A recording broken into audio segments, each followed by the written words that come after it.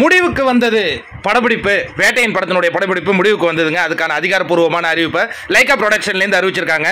அதாவது வேட்டையின் திரைப்படம் வந்து தமிழ் திரையுலகில் ஒரு மிகப்பெரிய எதிர்பார்ப்பை ஏற்படுத்தி இருக்கும் ஒரு திரைப்படம்னு சொல்லலாம். இந்த திரைப்படத்தில் சூப்பர் ஸ்டார் ரஜினிகாந்த் அவர்கள் நடிக்கிறாங்க. அதே மாதிரி பார்த்தீங்கன்னா மஞ்சு வாரியர்,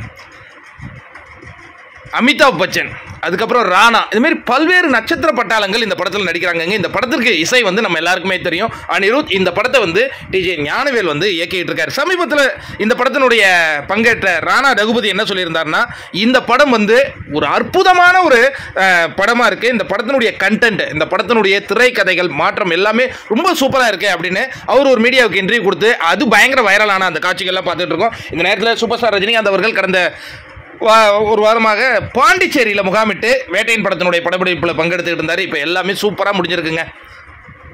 படப்பிடிப்பு இனிதே நிறைவேறுகிறது அப்படின்னு லைகா போட்டிருக்காங்க. இந்த படம் வந்து வருகிற அக்டோபர் மாதம் திரைக்கு வர இருக்கிறது நம்ம எல்லாருக்குமே தெரியும்.